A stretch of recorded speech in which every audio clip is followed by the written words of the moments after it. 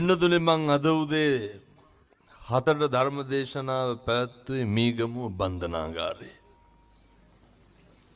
2500ක් විතර තමයි කට්ටිය හිටියේ. මගේ ජීවිතේ මං කවදාවත් මලගෙවල් වල ගිහිල්ලා හැම කම්පා වෙලා නැහැ. සේරම හිටියේ කොල්ලෝ. සේරම හිටියේ තරුණ මහත්තුරු.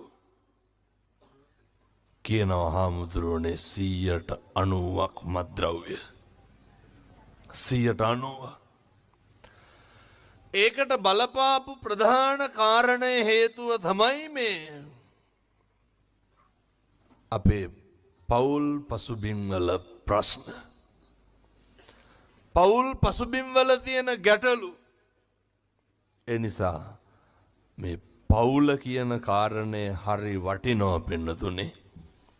මේ අර සමාජ විද්‍යාවේ උගන්වන ආර්යයි පරිසරයයි හරියට වටිනවා. අහලත් ඇති අර සත්‍ය කුබ්බ ජාතකයේ දන්නවනේ. හොරු ගාවට වැටිච්ච ගිරව් කොහොමද හැදුනේ? තාපසාරාමයට වැටිච්ච ගිරව් කොහොමද හැදුනේ?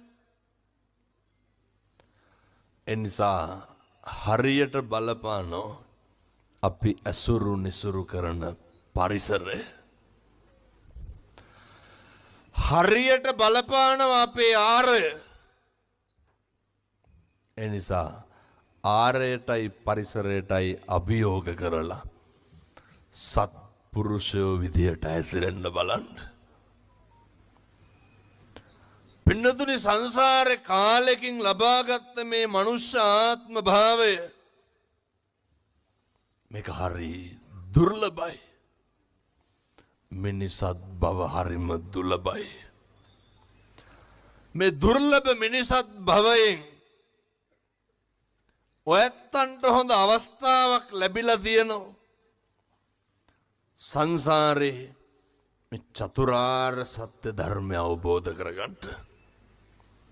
මේ අම්මලාගෙන් තාත්තලාගෙන් පොඩි ප්‍රශ්නයක් අහන්නද? මේ වෙනකන් ජීවිතේ කවද්ද අන්තිමට නිවන් දකින්න හිතුනේ? නෑ නිකන් ඉන්න ගමන් කල්පනා කරන්න. සම්මජ්ජාතියකට නිවන් දකින්න හිතලා තියෙනවද? මේක පටන් ගන්න. මේ සංසාරේ කරපු පින් එක්කහුව වෙන වෙලාවක් දවසක් තියෙනවා. අපි කරන කියන සෑම වචනයකටම මේ සංසාරේ වග කියන්න වෙනවා පින්නතුනි. කරන කියන සෑම වචනයකටම සංසාරේ අපිට ගෙවන්න සිද්ධ වෙනවා. එනිසා හොඳට මතක තියාගන්න. පළවෙනි අවවාදය තමයි එක අකුසලයක්වත් සිද්ධ කරන්න එපා. පින්නතුනි මේ අකුසල් සිද්ධ වෙන්නේ සිතෙන්, කයෙන්, වචනයෙන්. ඔයත් එහෙම මිනී මරන්නේ නැහනේ. ඔය පව් වැඩ ටිකක් පොඩියට කරන්නේ. මොනවාද පොඩි එව්වා? මොකක් හරි නොලැබීමක් අභාග්‍යයක් තියෙන්නේ. ඒ සංසාරේ කරපු අකුසල කර්මයක් වෙන්න පුළුවන්.